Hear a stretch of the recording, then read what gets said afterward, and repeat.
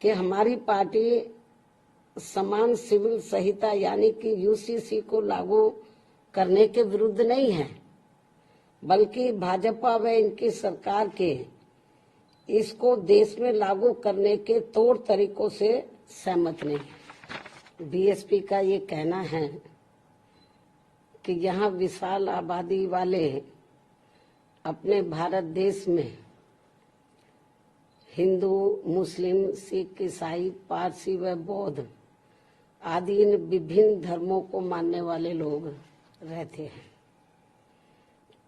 जिनके हर मामले में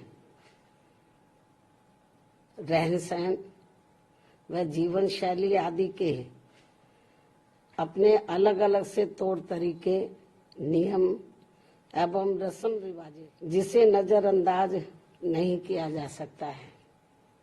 लेकिन वही दूसरी तरफ ये बात भी काफी हद तक सोचने वाली है कि यदि यहाँ सभी धर्मों के मानने वाले लोगों पर हर मामले में एक समान कानून लागू होता है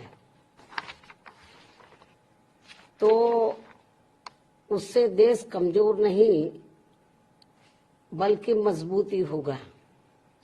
साथ ही लोगों में आपसी सांप्रदायिक सद्भाव व भाईचारा आदि भी पैदा होगा।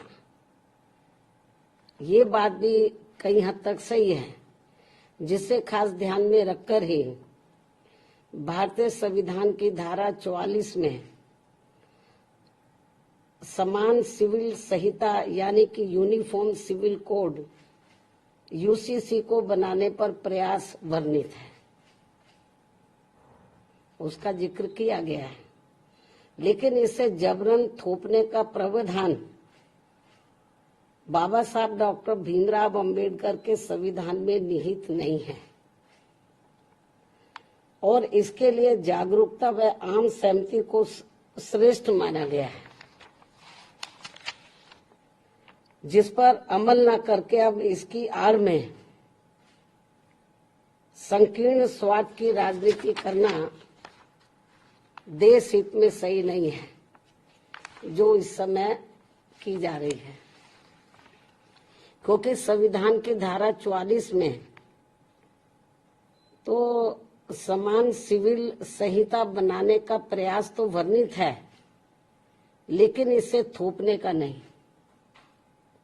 इसलिए इन सब बातों को खास ध्यान में रखकर ही तब फिर बीजेपी को देश में यूसीसी को लागू करने के लिए कोई कदम उठाना चाहिए था।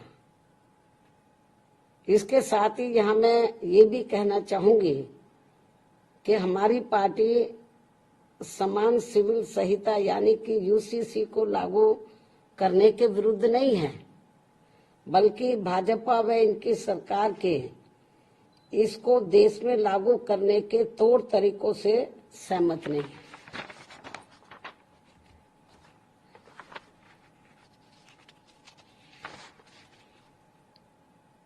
जिसमें सर्वधर्म हिताय व सर्वधर्म सुखाय की नहीं, बल्कि इसकी आड़ में इनकी संकीर्ण स्वार्थ की राजनीति ज्यादा देखने को मिल रही है, जो उचित नहीं है।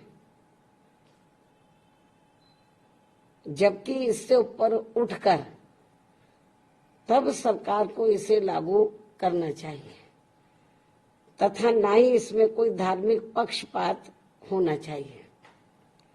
और यदि भाजपा सरकार ऐसा कुछ करती है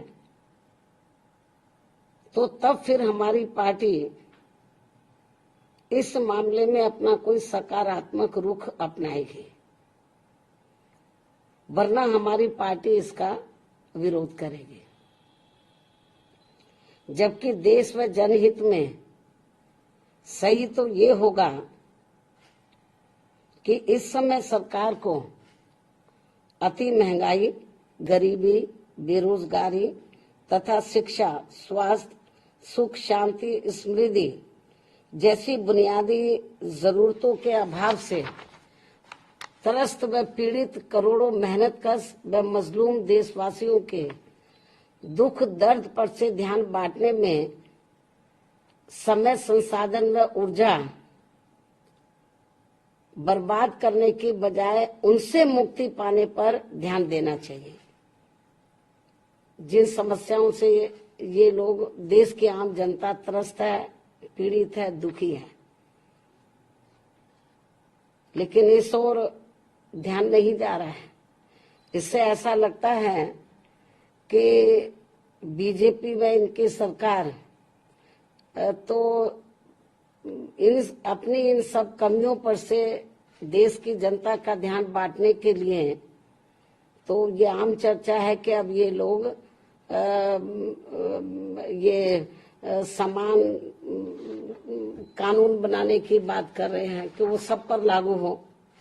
ये लोग जो है ये बात कर रहे हैं कि यूनिफॉर्म सिविल कोड लाया जाए और सभी धर्मों पर एक जैसा वो लागू हो। तो इससे कुछ ये भी आम चर्चा है लोगों में कि जो इस समय जो प्रमुख समस्याएं हैं जिनका मैंने जिक्र किया है, तो उसकी तरफ सरकार का ध्यान नहीं जा रहा है। इससे लोगों में ये आम चर्चा है कि अपनी इन कमियों पर जनता का ध्यान डाइवर्ट करने के लिए, बांटने के लिए ये लोग यूनिफॉर्म सिविल कोड की बात कर रहे हैं कि इसको लाया जाएगा। तो लेकिन मैंने बताया कि हमको इसके खिलाफ नहीं है, लेकिन इस बात को भी ध्यान में रखकर चलना चाहिए कि अपने देश में विभिन्न धर्मों को मानने वाले लोग रहते हैं, उनके अपने रस्म रिवाज है, उनकी अपनी कार्यशैली है, जन्म से लेकर मृत्यु तक उनके अपने अलग से तौर तरीके हैं। तो जब ये कानून बनाए, इन सब चीजों को भी इनको ध्यान में रखकर चलना चाहिए। तो ये भी मेरा इनको ये कहना है, बीजेपी को, इनकी केंद्र की सरकार को। इस खास सलाह के साथ ही अब मैं अपनी बात यहीं समाप्त करती हूँ। धन्यवाद। जय भीम व जय भारत।